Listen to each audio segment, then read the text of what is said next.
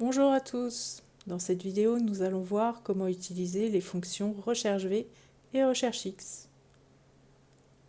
Attention, recherche-x n'est disponible que pour les utilisateurs des versions 2021 et 365. Si vous rencontrez des difficultés à reporter des informations dans un tableau à partir d'une donnée, cette vidéo est faite pour vous. Let's go!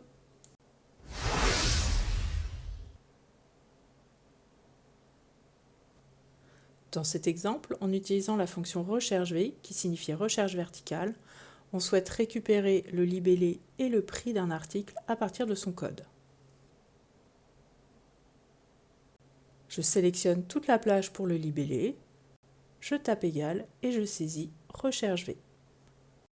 Le premier argument est la valeur cherchée, c'est-à-dire l'information dont vous disposez. Le deuxième argument est la matrice, c'est-à-dire le tableau de référence, le catalogue. Excel va chercher le premier argument, ici G680, dans la première colonne de ce tableau. La fonction recherche V n'est donc pas utilisable dans n'importe quelle matrice. Pour recopier la formule sans erreur, il faut figer cette matrice en utilisant la touche F4. Le troisième argument est le numéro de colonne au sein de la matrice sélectionnée qui contient l'information que je souhaite afficher, ici le libellé. Dans la première colonne, on trouve les codes et dans la deuxième colonne, la liste des libellés. J'écris donc le chiffre 2. Le quatrième et dernier argument, est-ce que je cherche une correspondance exacte ou une correspondance approximative pour mon code produit ?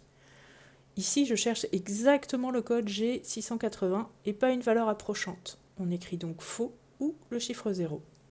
Je ferme la parenthèse, puis CTRL et Entrée pour propager la formule.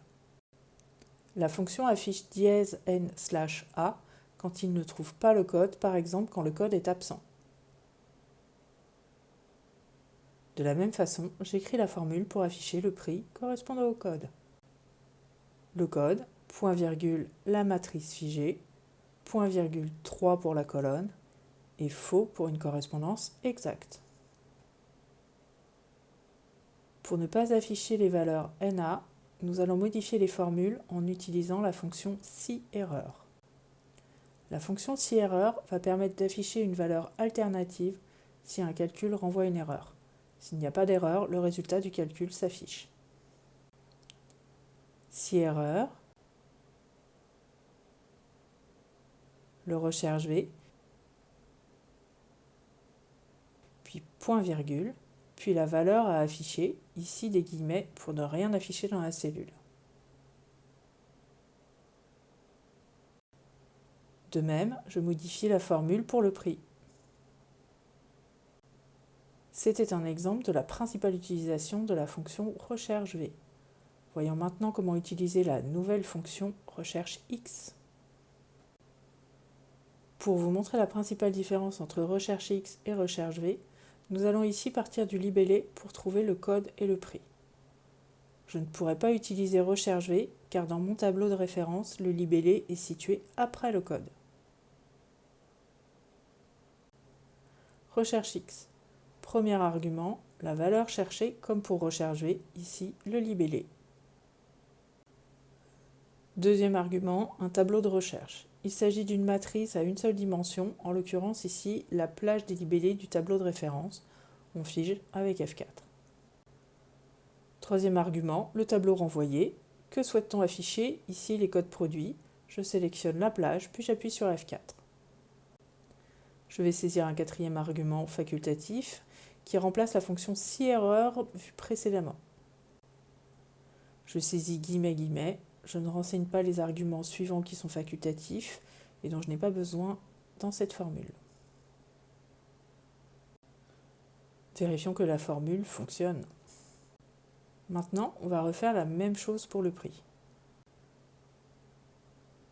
Recherche X, B3, point virgule I3 à I11 figé, point virgule J3 à J11 figé également, puis point virgule, guillemets,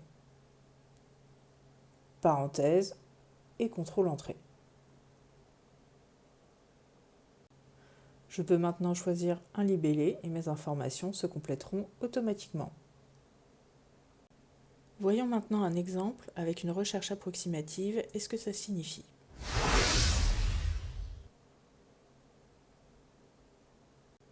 Dans cet exemple, j'aimerais trouver le groupe correspondant à chaque note. Pour y arriver, je pourrais utiliser 4 fonctions si imbriquées, mais une simple fonction recherche v ou x suffira. La formule sera plus courte et plus compréhensible ainsi.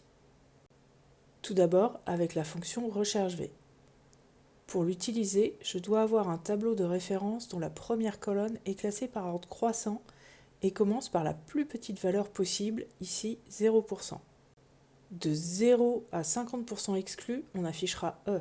De 50 à 65% exclu D, et ainsi de suite, jusqu'à 85 et plus qui renverra A.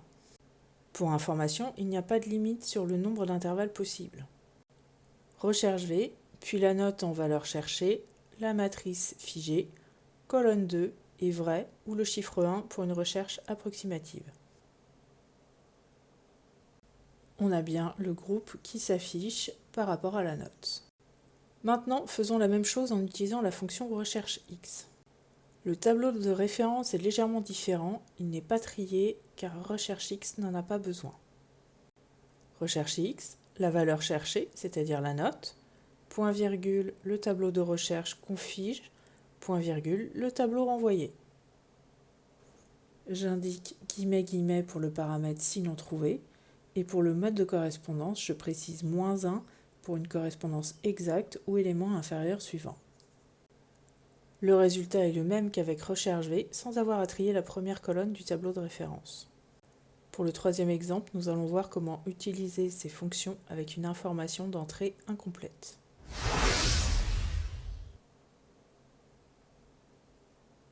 Pour ça, nous allons utiliser des caractères génériques, c'est-à-dire étoile pour indiquer un nombre de caractères inconnus de 0 à l'infini, et point d'interrogation pour indiquer un caractère unique, pour pouvoir trouver une information à partir d'une information partielle par exemple. Ici, je vais vouloir renvoyer les informations à partir d'un code partiel. Je saisis étoile 40 étoile pour chercher un code contenant 40. La formule recherche V, la valeur cherchée en F4 que l'on fige, point virgule, la table matrice figée également. Pour le numéro de colonne, je vais utiliser la fonction colonne qui renvoie un chiffre correspondant au numéro de colonne d'une adresse de cellule.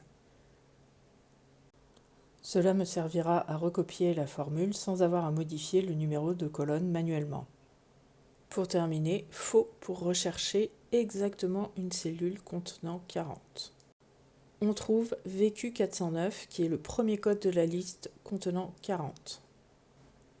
Pour trouver un code dans la deuxième lettre et A, je saisis point d'interrogation A étoile. Excel trouve WA144. On remarque que cette fonction ignore la case, c'est-à-dire qu'elle ne fait pas la différence entre majuscule et minuscule. Enfin, pour trouver un code finissant par 6, on saisit étoile 6 et on trouve YG276. Voyons la même chose avec recherche X. Ici, je ne suis pas obligé de baser la recherche sur la première colonne du tableau. Je peux utiliser le nom par exemple. Cherchons les informations d'une personne dont le nom de famille contient AR. J'écris le critère étoile AR étoile.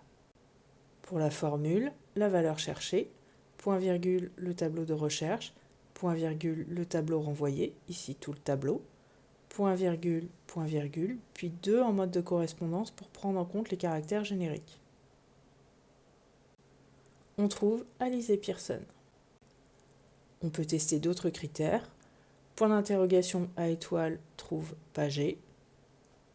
Étoile S trouve François. Et voilà, en quelques étapes, vous pouvez maintenant utiliser les fonctions recherche V et recherche X dans différents scénarios. Vous trouverez dans la description un lien vers le fichier utilisé pour la vidéo, ainsi qu'un deuxième fichier contenant un exemple et sa solution pour vous entraîner.